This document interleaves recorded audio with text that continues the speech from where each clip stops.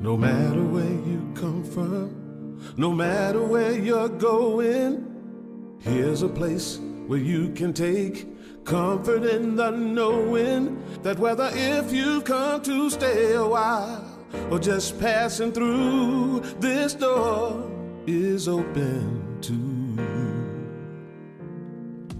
Come and let's be silent. Come and share a hug. Come, let's pray together. Come, love and be loved. From the blissed out to the turned out, from the pampered to the abused, this door is open to you. Come on in. Come on in. Come on in. Come on in. The God in us recognizes the God in you. The God in you. Whether you're black or white, gay or straight, Christian, Buddhist or Jew, this door is open to you.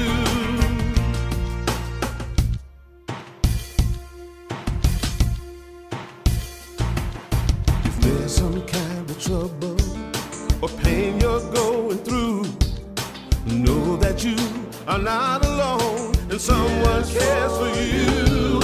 As an individualization of divine point of view, this door is open to you. This door is open. This door right here, this door is open to you. Is open for you. This door is open to you. This door is open. I'm talking about this door. This door is open. I said this door is open to you.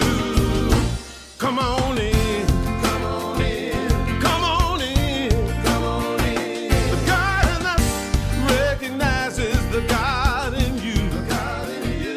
Whether you're black or white or gay or straight, Christian, Buddhist or Jew. Morning. No, I am not Reverend Christy. So, good morning and welcome to Unity of the Blue Ridge. I am Megan Goshevsky, and I am filling in for our illustrious Reverend Christy today. She is out enjoying some time with her family, and it's a much-deserved little break. So I will be filling in as your hostess with the mostest today. Yay! Yay! Thank you. Thank you. So I just wanted to welcome everyone, whether you're here or whether you're live stream. If we could all turn around and say good morning. Welcome. It's a good group today. So we are going to open with a prayer. So just take a deep breath in and let go. Let go of all the busyness and the chatter. All the things that were happening before this moment can just melt away as you're fully immersed in the divine. Bringing your awareness to the oneness, to your heart center.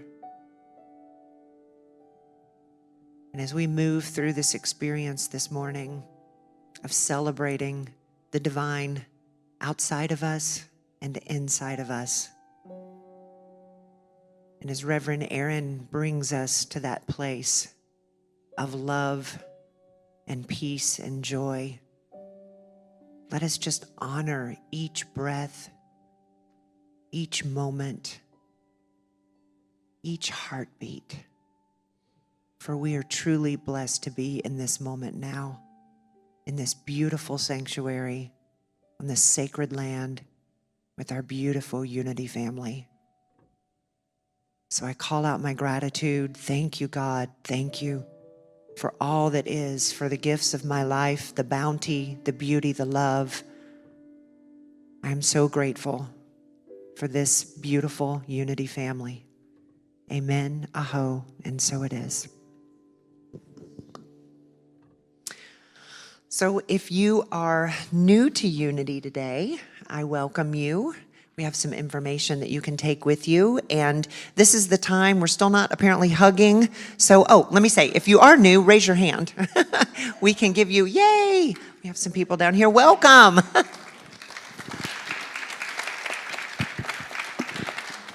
Yes, we have right here. So, and then we will, since we're still not quite hugging, you can take this time to do a namaste to your neighbor. So just welcoming each one, making some beautiful eye contact, just acknowledging. Morning.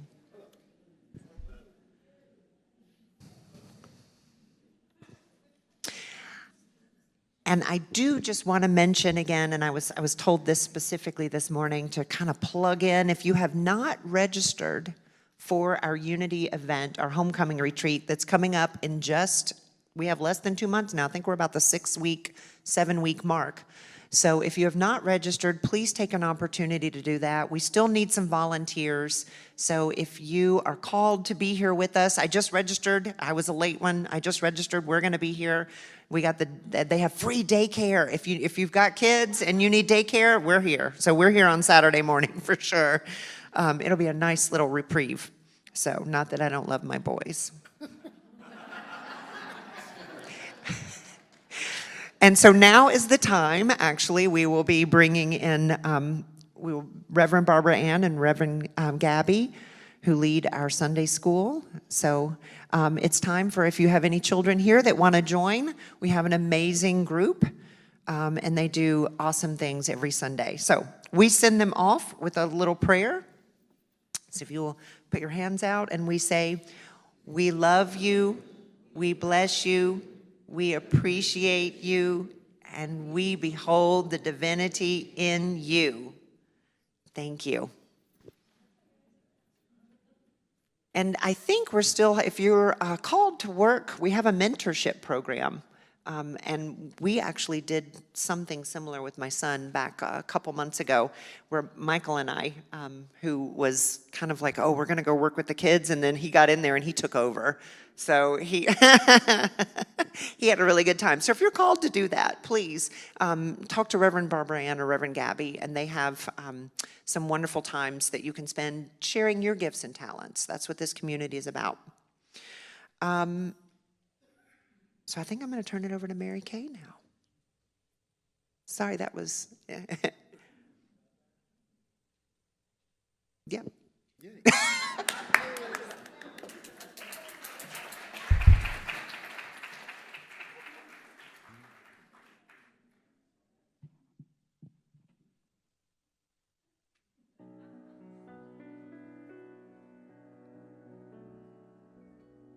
There was a time in my life, thought I had to do it all for myself. I didn't know the grace of God was sufficient. I didn't know the love of God was at hand. But now I can say, if you are discouraged, struggling just to make it through another day, gotta let it go. Got to let it go. Gotta let it all go.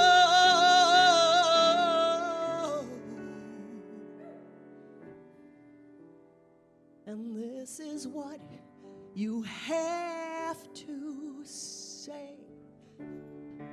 I release and I let go.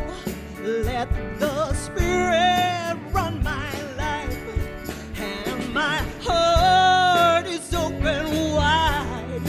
Yes, I'm only here for God. No more struggle, no more strife. With my faith, I see the light. I am free in the Spirit. Yes, I'm only here for God. Everybody sing. I release and I let go. Let the Spirit run my life, and my heart is open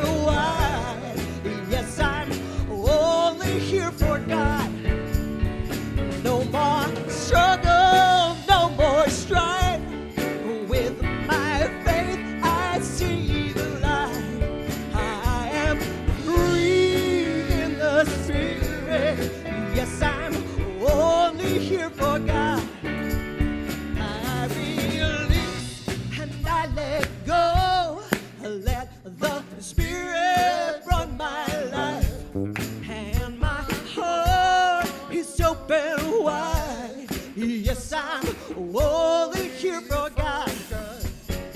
No more struggle, no more strife. With my faith, I see the light. I am free in the Spirit. Yes, I'm only here for God. I release and I let go. Let the Spirit run my life, and my heart is open wide. Yes, I'm only here for God. No more struggle, no more strife. With my faith, I see the light. I am free in the Spirit. Yes, I'm only here for God. I am free in the Spirit.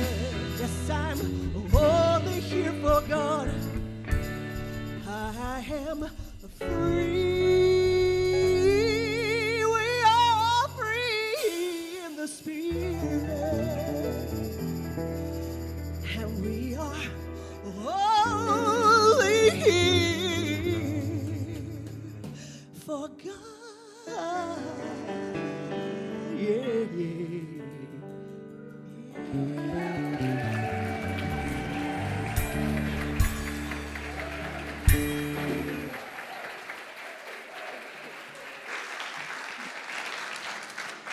Whew, thank you, Mary Kay, and our amazing Unity Band. That was the good stuff. As I've heard before, we're bringing out Saturday night into this Sunday morning.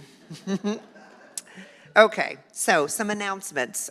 Just quickly, apparently the drumming circle that was supposed to happen today has been rescheduled, and we're not quite sure of a date yet, so hold tight for that. I guess more information will be coming. And I think now I'm going to turn it over to Michael, who's going to do our inspirational reading.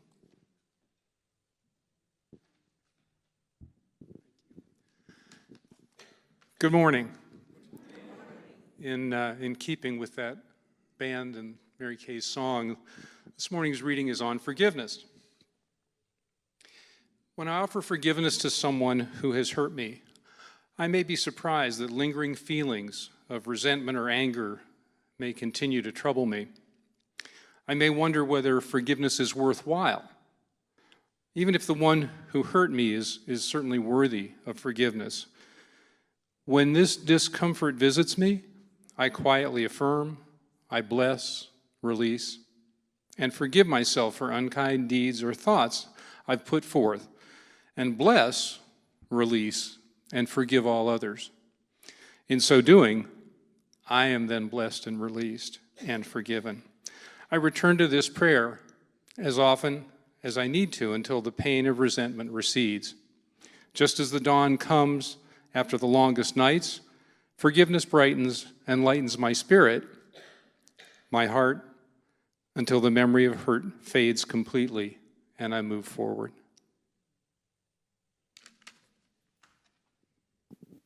Thank you.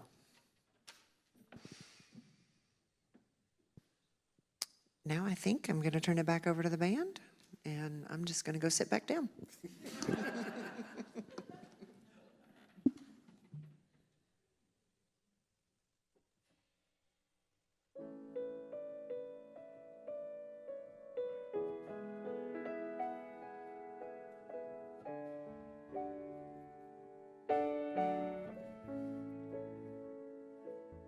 Lay it down, set it free, let my heart rest, and let it be. Lay it down, set it free, lay it down on the altar of love. I was walking through the season of dark and lonely change, where the world was on my shoulders and my faith was rearranged.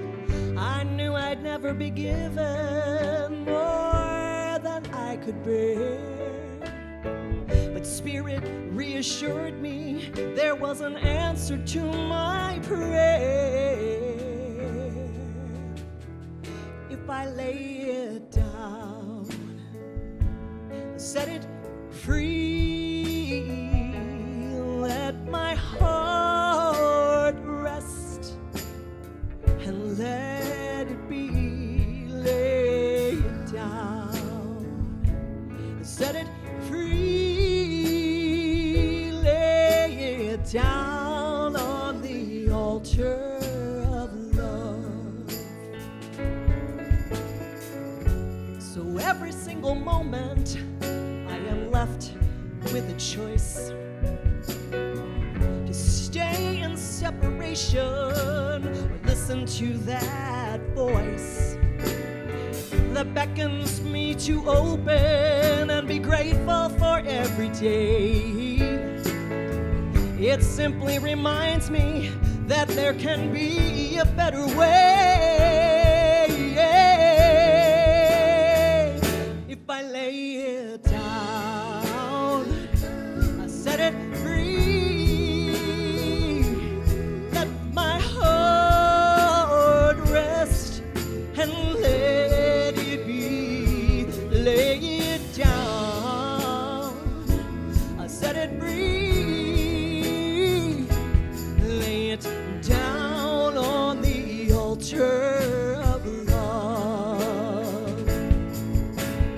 Love is all there is, and love will lead the way.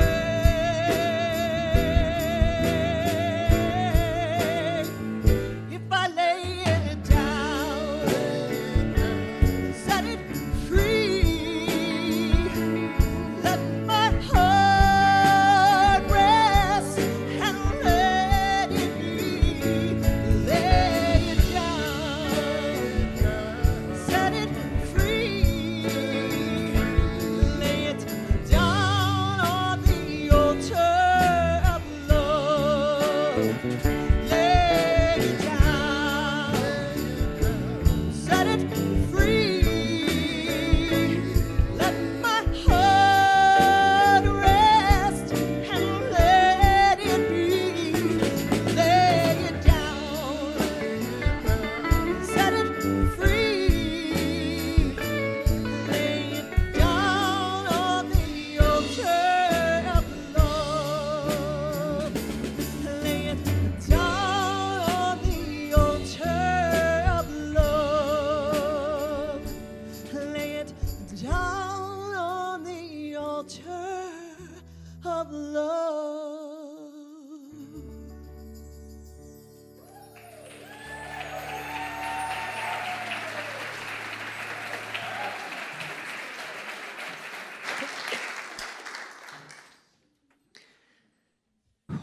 Well, I'm in the space now to hear some words from Reverend Erin. So I just have to tell you, I wasn't here last week and I didn't get to see the talk live, but I watched it on YouTube. Thank God for YouTube.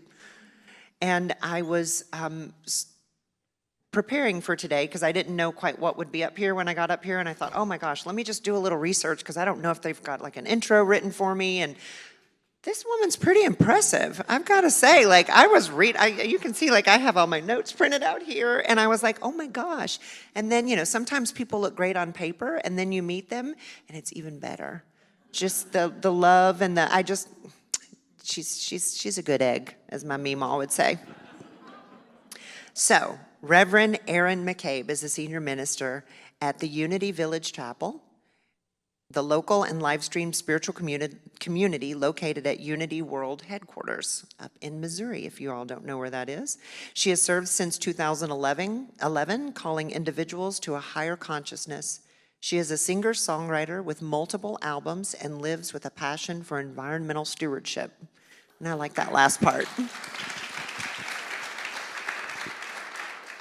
And apparently she has some CDs for sale outside if you're interested after this, which you probably will be. So I am going to turn it over to Reverend Erin and step out of your hair. Thank you.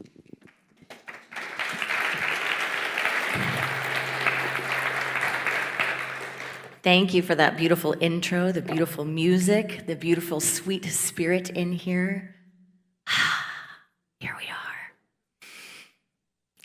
Let it go. Set it free. Let it be.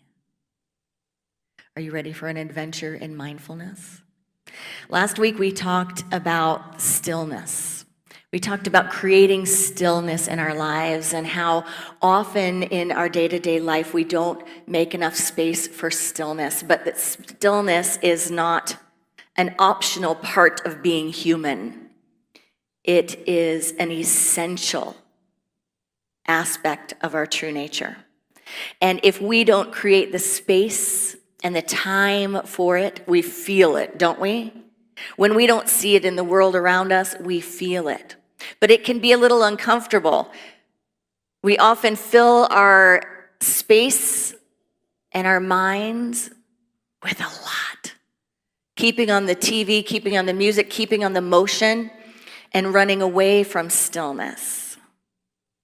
One of my favorite authors and men of spiritual principle is Wayne Mueller.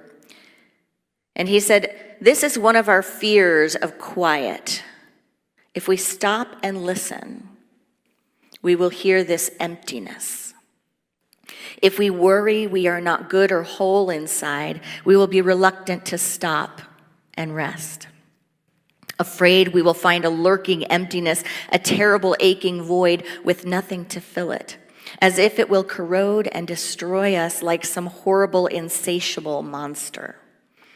If we are terrified of what we will find in rest, we will refuse to look up from our work, refuse to stop moving. We quickly fill all the blanks on our calendar with tasks, accomplishments, errands, things to be done, anything to fill the time, the empty space." Have you noticed something happening with people, especially married couples that spend a lot of time together, and then that little empty nest syndrome, right? When the young ones leave, and sometimes they leave and they go off, and then the adults look at each other and go, what's here? Like, I've been so busy, I don't even know who you are. I don't know who I am, and I don't know how I feel about this. In one way or another, that's part of the human condition. We tend to do that. It may not be in a relationship. It may be that we've worked our whole lives and we think there was an accomplishment. We think there was an amount of money in the bank account. We think there was one thing, something, that book I was going to write, whatever it was, that if I stay here for this long and I do this, then I'll get there. And what happens? We get there, we land, right? That song that I was going to write, that gig that I was going to get, whatever it was, you fill in the blank. That grandchild, that child, whatever it was. And we get there.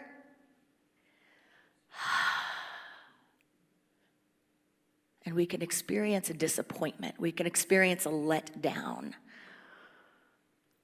We can experience that realm where our expectations and reality don't meet. We thought somehow when we got to that point, if we sold the house, if we did this, if we did that, I would arrive. Welcome to the human condition. And we're beautiful souls for being on that journey. We're beautiful souls for delighting it. Nothing is off the path, right? It's all part of the path.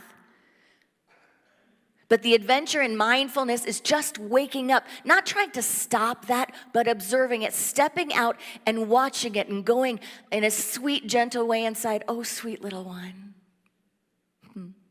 That's not it. That's not it. You might say, there it is, or there it is, but here it is. Because what we're all called to in each moment is a coming home. And unless we do that work, we start rearranging and changing outer things to try to make an inner happening occur, right? So we think, well, then I got to trade this one in and get another one. Whatever it is, you fill in the blank.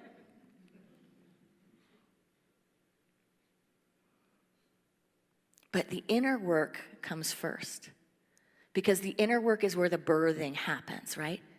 We can't tell what's going on in the outer world until we do the inner work. And then we might realize that what we thought was an ending was really a new beginning. What I thought I didn't know anything about was just the new wave in the ocean that I'm getting ready to ride, and that I can learn my relationships, I can learn my world, I can learn how to do life, I can learn myself in whole new ways, wondrous ways. And I can be present to what's really around me and within me. Wayne Mueller said, in the trance of overwork, we take for granted. We consume things, people, and information. We do not have time to savor this life, nor to care deeply and gently for ourselves, our loved ones, or our world. Rather, with increasingly dizzy haste, we use them up and throw them away.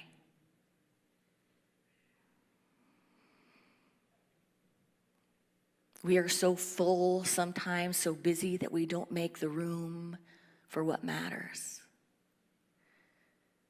That we treat life just like we treat the environment, one-use plastic, disposable everything, not recognizing the full oneness, that everything's part of the whole, everything's part of the picture, everything's part of what is emerging.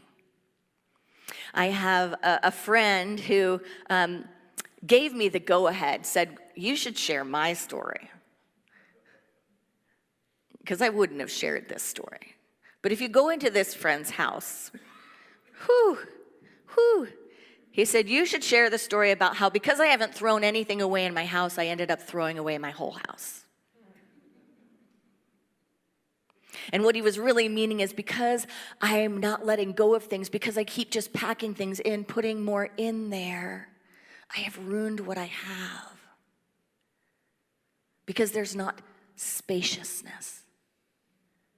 So that's one of the keys to the journey of mindfulness: silence, creating space for silence, and creating space for emptiness. Spaciousness. We almost like abhor spaciousness, don't we? Like, if there's a place in your house where there's nothing, you're like, something has to be on that wall. I have a tendency, it's funny, I would say move into places, but I've been at the place I'm in for 10 years, and I still notice walls that I never got to. You know, and I don't notice it until like people come over, and then I'm like, yeah, I just never did anything there. We try to fill it constantly. Whether it's in our minds, right? That's what the mind does. Eckhart Tolle, one of the most amazing teachers of mindfulness of our time, teaches about the cluttered mind. How cluttered is your mind? What is our mind doing? My mind often rehearses problems. I mean, it rehearses it like it's really good at it. It's like it's not even a part-time job. It might be the full-time job. Rehearsing. What are the records going through? What are the songs that you're singing inside? What about our space? Our physical space? Our emotional space? Is yours cluttered? Is it crowded? Do you have room for silence? What about the physical body? I was recently with a good friend, and we were talking about a family reunion that she does, an incredible family reunion that every 3 years they all come together, I think in the Poconos, and they gather together all of the families. And I thought, how many people do you have? Like 20, 30, 40, 50? Over 100. Over 100 come together every 3 years for this family reunion. And she was talking about being there with her man. And I said, how was it? Like, how did he do? Like, how does that go? And she said, you know what, it's good. He takes care of himself. He does what he wants to do. And he finds the people to be with. And he's easy. And he likes it. And she said, and people like him because it's okay to be quiet and not say anything and just be. So she said, he finds the other people that can just be.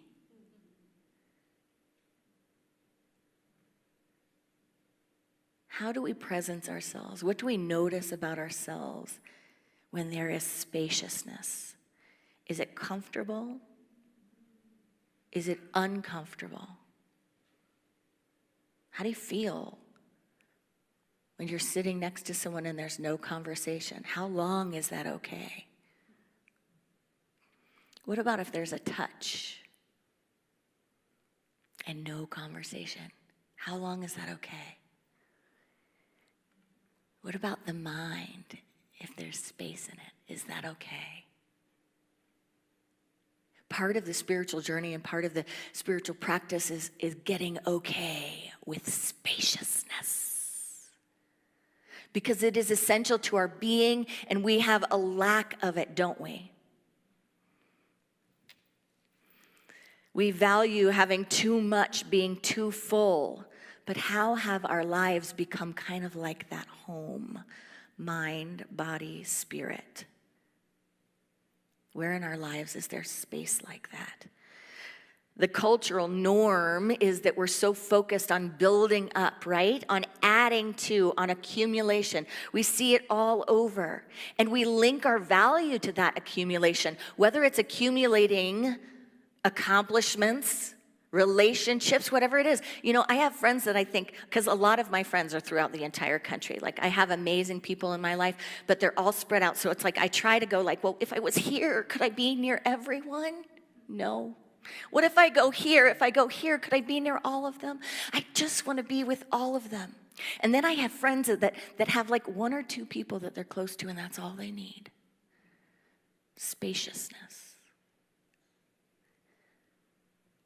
So can we reflect on that for ourselves today? Because there is something in the human condition, and you see it in the grocery stores by all the choices that we have. Who gets overwhelmed at the grocery store with all the choices? Yeah, I can't do it anymore. Like, I literally only go to like Trader Joe's, Costco, and Aldi, and I try to go as little as I can. Anytime someone says, I'm going, you want to get me to get you something? I'm like, yes, please. Please don't make me go in there. I cannot choose from 12 ketchups. I just can't do it. I will look at the back, and I will look at the sugar, and I will look at this, and then I will contemplate, and I will think, why would you put sugar in something that is made like of sugar? Right? And then you go to another thing, and there's, so many choices. And then you go to the organic section, and there's not so many choices. They don't have all the things you need. You got to go to another place. Choices. It's so full, and we value that. We think that's good. We think that's good, like that's a great grocery store where you have to pick through 100 things every single time you need to make a choice. I cannot take it. Like if I won $1 million, that might be one of the things that I would do is open a grocery store where there's one choice of everything, just one, and nothing has anything bad in it. No sugar in anything, no, like, right? You don't have to label things organic because it is organic. It's like anything else would be on a special like shelf. When you're getting ready to leave, it would just be like toxic. like let me just choose it. I'm just gonna take one of those with me because I'm consciously gonna have my morsel. Too much, too full all the time. I've been teaching my little one about that. I spent the first 4 years of her eating life making sure she was getting nutrients and making sure she's a little one that can sit with a salad and devour it. And she loves zucchini and peppers and vegetables, all sorts of things, right? Somehow she didn't get too big of a taste for meat. I think that came from me. I tried to just give her balance, like you get to make all your own choices. Here's some turkey, here's some salmon. But still, she'll see some things and she's like, nah. But now I'm realizing 4 and she's got it. Now I need to stop shoveling it in and teaching her about paying attention to her body and when she's full, right? Because when they're little, it's like, are you getting enough? Are you getting enough? And I realize I'm pushing it. I'm putting it in, right? I'm adding. Now she's 4.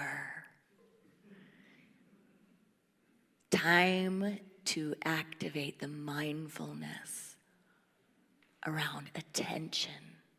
When am I full? When am I complete? And somehow she's getting this because she says to me now when I try to brush her hair when she's doing something else, she looks at me and she says, I can only do one thing at a time, Mama.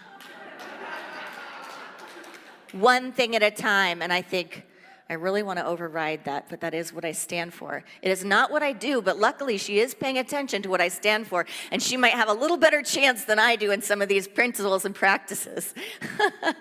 Step back, remove the brush, put it down, woman. But how do we honor our impulse to expand, right? How do we honor our impulse to accumulate, to add? Because it's part of the human condition, right? Otherwise, we wouldn't see it all over. We wouldn't see a culture that values it, almost beyond values, but cherishes it, right? So we wouldn't have a culture that doesn't, if there wasn't some underlying spiritual principle, something underneath that is in our nature that we are, I think, misunderstanding. We are missing the mark, right? That's what sin is. Sin is that old archery term about missing the mark. It had nothing to do with what everyone thinks it has to do with. It's just, I didn't get it right. I didn't hit it on the bullseye. And so I think that's the truth. Anytime there is something in our culture, in our being, that we kind of trod down that path, but then when we arrive, we go, oh, wait, this isn't what it was. I guess I don't want to have everything. I guess I don't want to have all of this, whether it is mind, body, spirit, whatever it is. There is usually an underlying principle that I think we're misunderstanding. Charles Fillmore talked about the law of infinite expansion. The law of infinite expansion. Here it is, the law of infinite expansion. The principle of never ceasing growth and development towards the fulfillment of God's perfect idea that is firmly fixed in all creation. Growth and development firmly fixed in all creation. The ego, the separate sense of self, the human condition, thinks this is about getting and building and more. But the spirit knows it is about growth and development. So we can meet that urge, we can meet that need by growth and development when we're able to see it right. And we don't always have to do that by adding on. I know so many amazing people, and there is a tendency that I see in these amazing people who have been trained, experienced, educated in whatever field, and they might want to break out into another field or do something. And what I see is this tendency to go for another certificate, another degree, or another class. And I'm not talking about going for it when we need it, right? Not just like enrichment, like, oh, I'm excited about this, so let me enrich myself. I'm talking about someone who clearly could run the thing, like run it. But here they are, let me sign up so I get a permission slip to do what I am already not only qualified, but overqualified to do. That is adding on, filling up too much, when really what we're looking for is permission. So there may be something that stands in the way of our ability to recognize when we are developing and growing rather than accumulating and adding on. So let's ask ourselves this morning, what thoughts, beliefs, actions, or patterns stand between me and my true nature, my authentic self, who I came here to be? Rather than who I think I should be or what I think I need to do or what needs to be added to my life for it to be perfect, for it to be enough.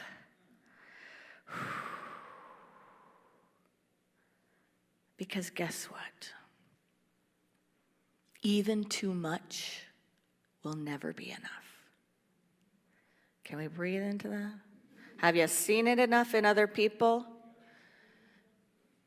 Can we see it enough to really have a mantra within ourselves that every time it starts to happen, we can go, I see you, little one. I see you. I see you, sweet little one, part of the human condition. Not that I'm going to hate it or push it away, but just I observe. And even that will never be enough. Because we're barking up the wrong tree, no? We are here for a never-ceasing growth and development. So the question may be not what do I need to add to my life, but what do I need to let go of? What do I need to release to behold my own becoming?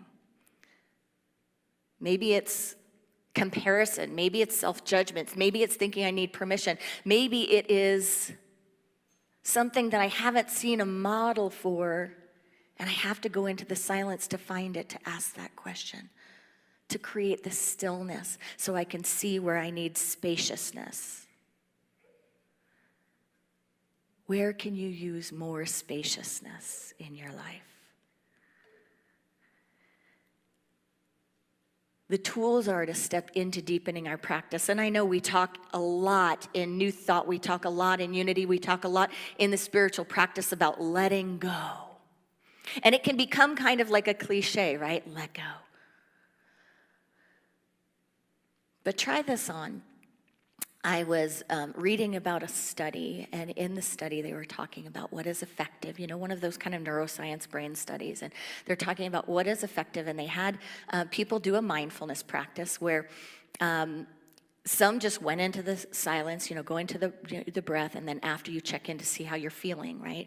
And then some were told to let it go, whatever, you conjure up a disturbing thought. I mean, does anyone have a lack of disturbing thoughts these days? If you do, I have my iPad. You can just grab my app for the news, and I can give it to you. Or talk to your neighbor. There's something going on for everyone. Whew, tread lightly, friends. But when they said, let it go, they said, take this into the silence, let it go. And do that for 5 breaths and be with that and just meditate on that. And then they check in with them after and see how they're feeling. And then this next group, they said, when you go into the silence, say, let it be. Just let it be. And then they checked in after 5 breaths and some time. And which group do you think had the greatest increase in peace and the greatest decrease in stress? The one that just had silence, the one that said let it go, or the one that said let it be? Let it be, let it be, let it be, yeah, let it be. The one that said, let it be. Why, you think? Even the effort of letting it go, it's like I gotta do something. Right? What does that say if I say to you, let it go?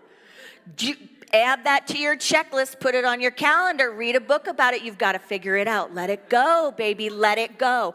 But if it's just like, oh, here's that thought. Oh, here's that emotional relationship. Oh, here's that drama. Oh, here's the ketchup. Let it be, Erin. Just let it be. Walk by the ketchup. Just let it be. When I don't know what to do in life, do I keep adding, pulling, trying, or do I just let it be and create spaciousness? That brings us to the second tool. So let it be is the first to try on. And the second one is be willing to get uncomfortable. Be willing to be really uncomfortable, even a place of deep discomfort. Because when we have too much, it's a constriction, right? We're constricted. And when we start letting things be, it can be uncomfortable because that's not what the human paradigm tells us about anything. The human paradigm tells us we need to do things, right? Like we need to, and then you fill in the blank, right? Think about all the cliches you have. Nothing happens for those who sit, wait, whatever. Like, you got to do something. But if we are uncomfortable in our discomfort, we push it away. We try to fill it. We don't make the space for stillness or a spaciousness.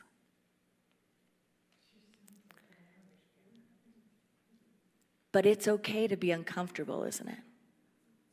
It's actually part of the human condition. We act like it's not okay. And it doesn't feel okay. And that's okay. Right? To be uncomfortable. To have moments of discomfort. It's part of our nature. So we can take a deep breath and stop running from it. Stop making it wrong. And just recognize that it's part of growth and development. Right? Think about a caterpillar turning into a butterfly, right? When it's in the chrysalis stage, what happens if you break it out? You can't break it out. If you break it out, it doesn't have the strength in its wings. But you know, the caterpillar actually starts decomposing in there. You know, it's like, oh, this is a problem. Talk about uncomfortable. And then it's constricted in there, right? If you see a butterfly right before it emerges, the chrysalis becomes like translucent and it comes out and you can see it's all just wrapped up in there. And it's exactly what needs to happen. Exactly what needs to happen in its true nature for the next stage to emerge and for the beauty to unfold. Can we recognize and honor our nature and the spiritual process? And the last step, the third step, is to value spaciousness. To really take it on as a value. And to look at our own lives and to step apart from what is so often on the main stage of life about accumulation and more, and recognize that spaciousness is a calling.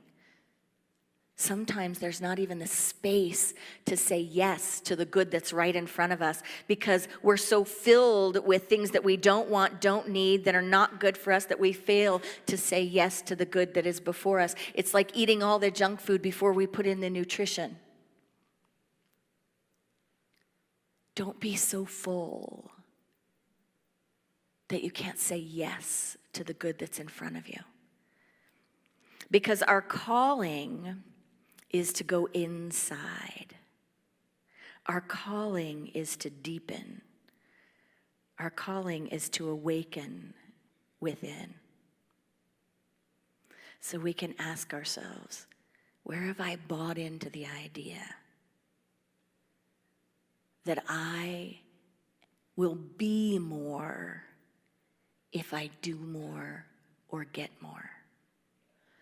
Can we take the side road and recognize that we can be more when we turn that lens and instead the call to expand transforms into a true call for expansion, which is an inner deepening and an inner growth.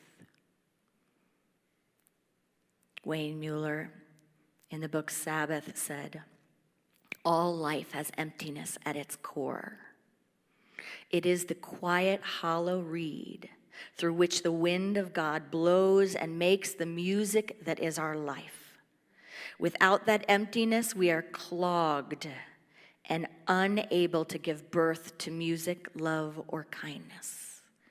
All creation springs forth from emptiness. In the beginning, God created the heavens and the earth. The earth was without form and void." Namaste.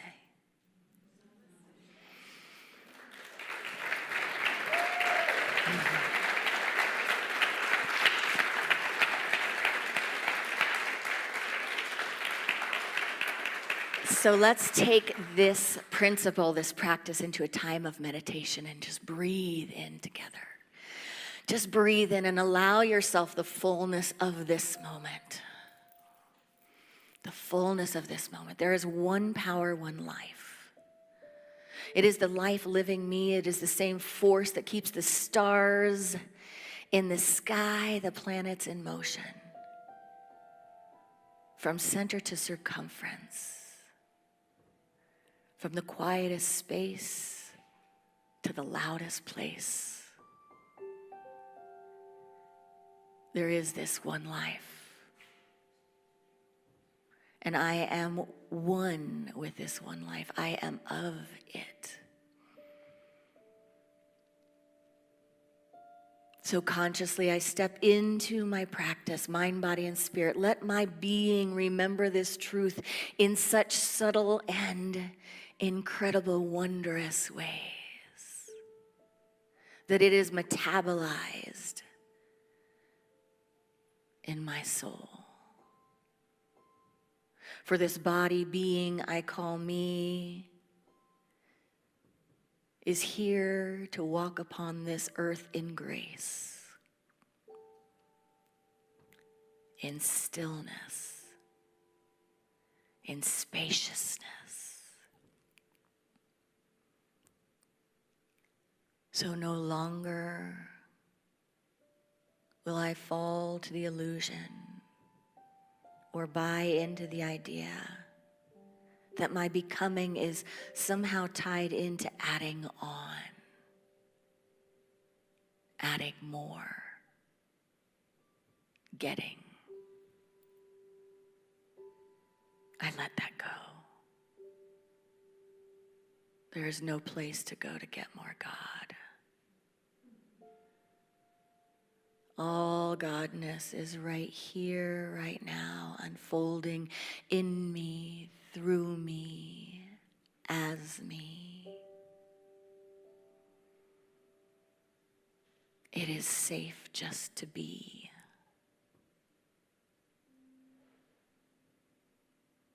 Inhaling and exhaling.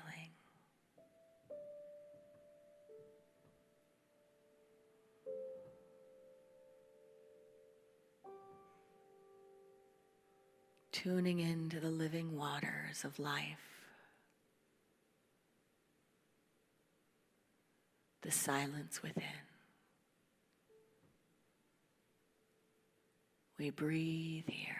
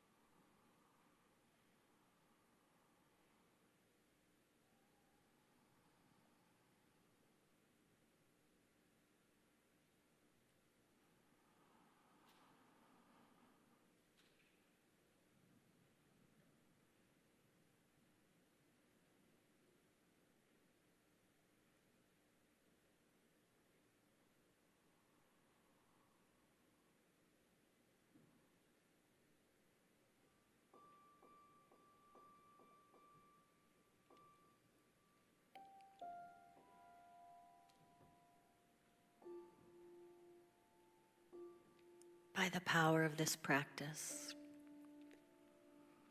may all beings have freedom from suffering and the causes of suffering.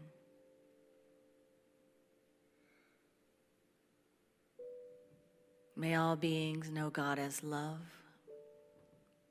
and themselves as emanations of this love. May all beings know we are born blessed and here to be a blessing.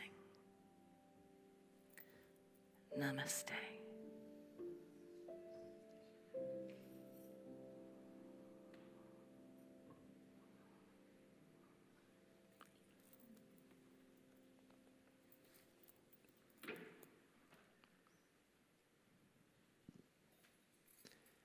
Well, I don't know about you, but I was enjoying that spaciousness there. I was trying to keep my mind quiet, but I heard my son say when he puts on his favorite blanket, "Mama, it just feels good." That was that moment of, it just feels good. So thank you, Reverend Erin. Thank you for that beautiful message. She does have information out in the lobby, I think some CDs and other things, so please take a look. I'll be out there right after this as well.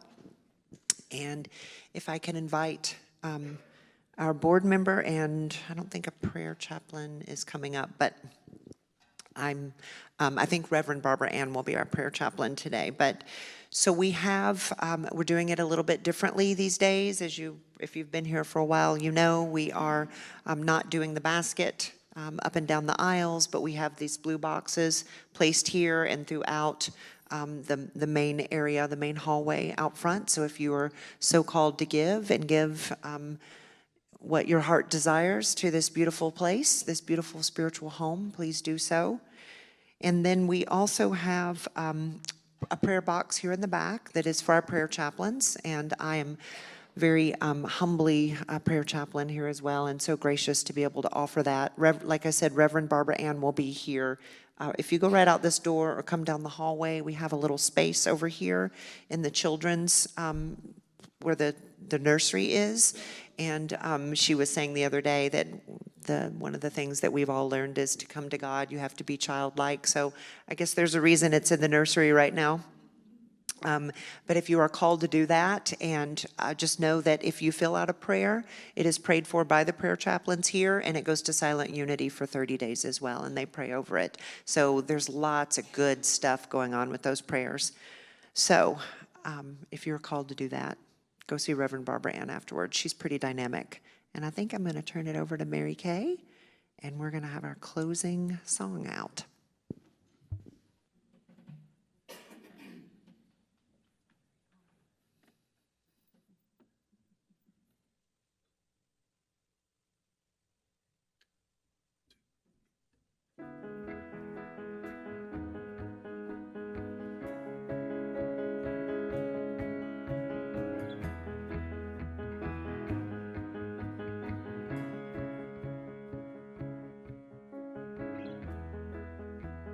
Open up your eyes,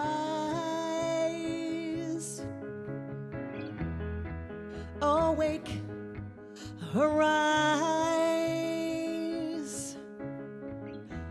Love like a hand reaches down, pulls us up from the dirty ground.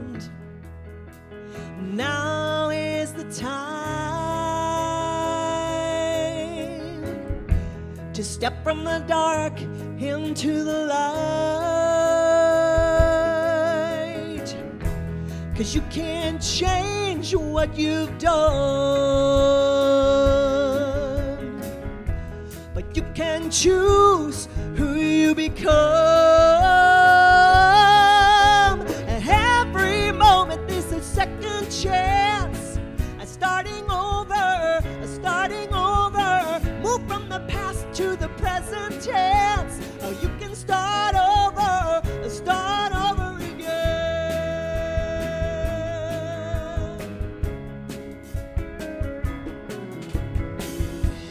If you feel ashamed of the choices that you made, you can be whole again and return to your innocence. Every moment there's a second chance, starting over, starting over. Move from the past to the present tense. You can start over again, again. You can start over again, again. Yesterday is gone.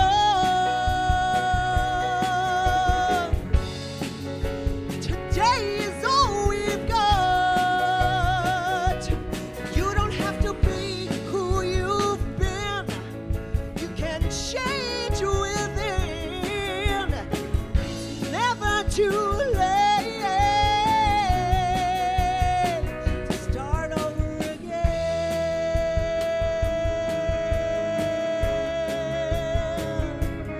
Over again. Oh.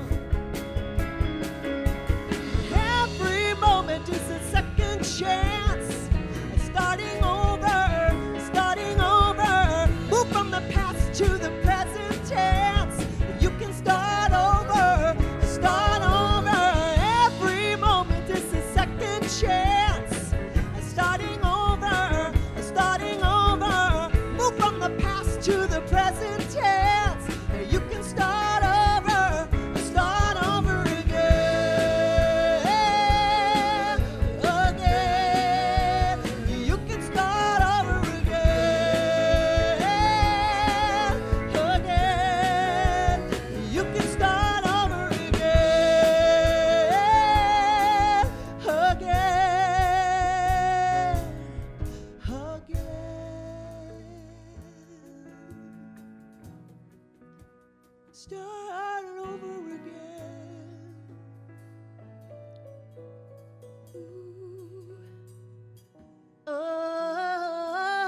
Again.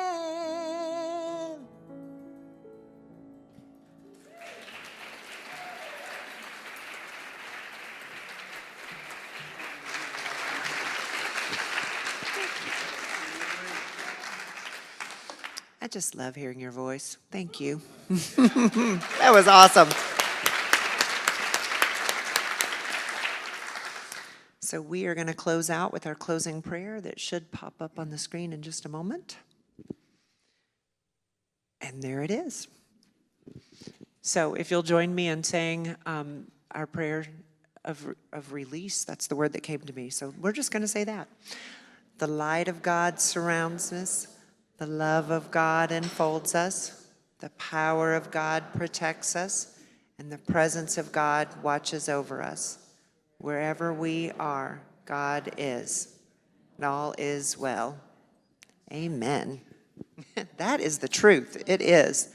So I think we're going to end with the final reprise here. And I thank you all for coming. Have a good, beautiful, and blessed week. We'll see you soon.